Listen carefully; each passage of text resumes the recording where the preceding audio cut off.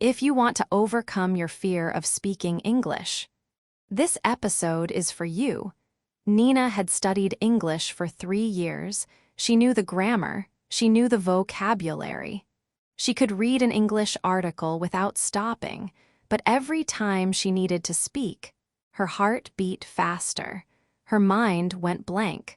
Her mouth stayed closed.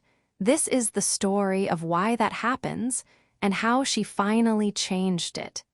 Nina had a name for the feeling. She called it the wall. Every time an English conversation was coming, she could feel the wall appearing. Before a work meeting in English, the wall. Before ordering food at an international restaurant, the wall. Before answering a simple question from a foreign colleague, the wall. And behind the wall was always the same thought. What if I say something wrong? What if they don't understand me? What if I look stupid? She had been living behind this wall for 3 years, and her English had not improved, because you cannot improve a skill you never use. One afternoon, Nina's company hired a new colleague. His name was Sven. He was from Sweden. His English was not perfect. He made grammar mistakes regularly. He used the wrong word sometimes. He occasionally stopped mid-sentence to think, but he spoke. Every meeting, every conversation, every chance he had. He spoke without hesitation, without apology, without the wall. Nina watched him carefully. One day she asked him something she had been wondering. "Does it bother you?" she said, "making mistakes in English?" Sven looked at her. He thought about it for a second. "Not really," he said. "Why not?" Nina asked. "Because everyone already knows English is not my first language," he said. "So when I make a mistake, nobody is surprised. The only person who expects me to be perfect is me." Nina did not say anything, but she thought about that for a long time. Here is what was happening inside Nina's brain when she thought about speaking English. Her brain activated a threat response. The same system that reacts to physical danger reacted to the possibility of embarrassment. To her brain, saying the wrong word in front of colleagues felt as dangerous as a real threat. So it did what brains do when they sense danger. It shut down non-essential functions, creative thinking, word retrieval, sentence construction, all the things you need to speak, went offline. The fear did not just make speaking harder. The fear was the reason speaking became impossible. Nina started researching this. She found something that surprised her. The fear of speaking a foreign language has a specific name: language anxiety, and studies show it is one of the most common experiences among language learners worldwide. She was not uniquely broken. She was having a normal human response to a situation her brain had labeled as dangerous. The solution was not to become braver. The solution was to teach her brain that speaking English was not dangerous, and there was only one way to do that: evidence.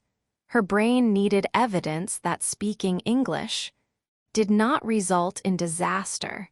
The only way to collect that evidence was to speak and survive. Nina started small, very small. She did not walk into a meeting and suddenly speak fluently. She ordered her coffee in English. One sentence, one interaction, one piece of evidence, nothing bad happened.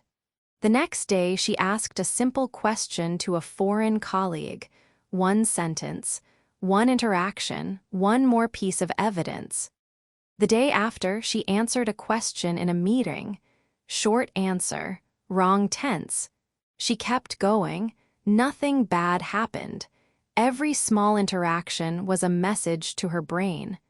The message was this: speaking English is not dangerous. You speak, you survive, you are fine. Her brain was slow to believe it. Brains are always slow to update old beliefs, but with enough evidence, they do update, week by week, interaction by interaction, one small moment at a time. 6 weeks later, something shifted. Nina was in a meeting. A question came her way. She felt the familiar sensation, the wall starting to appear. But something was different. She had 6 weeks of evidence now, 6 weeks of speaking and surviving. She felt the wall, and she spoke anyway, not perfectly. She paused once. She used a simpler sentence than she planned, but she answered. The meeting continued. Nobody laughed. Nobody looked confused. Nobody thought less of her. The wall was still there, but it was shorter than before. 3 months later, Nina and Sven were having lunch. She told him what she had been doing. The small interactions, the evidence collecting, the slow shrinking of the wall. Sven listened. Then he said something that stayed with her. "You know what I noticed when I first started speaking English?" He said. "People are not listening for your mistakes," he said. "They are listening for your meaning. When you speak, they want to understand you. They are on your side. The only person listening for mistakes is you." Nina thought about her 3 years behind the wall, 3 years of silence, 3 years of watching conversations happen without her, all because she had been listening for her own mistakes before she even opened her mouth. Here is what Nina learned. The fear of speaking English is not a personality problem. It is not a sign that you are not good enough.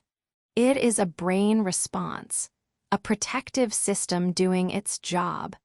The way to change it is not courage. Courage suggests you wait until you feel brave. You will wait forever. The way to change it is evidence. Small evidence, daily evidence. Evidence that speaking English does not end in disaster.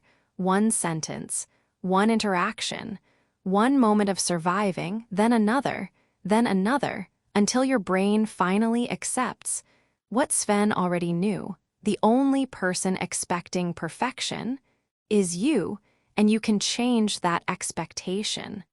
One small conversation at a time, so here is where to start. Today, not when your English is better, not when you feel ready. Today, find one small moment to speak English. Order something, ask a question, answer something you would normally stay silent for. One sentence. That is your first piece of evidence. Collect enough of them, and the wall gets shorter. Keep collecting, and one day you will look up, and the wall will be gone.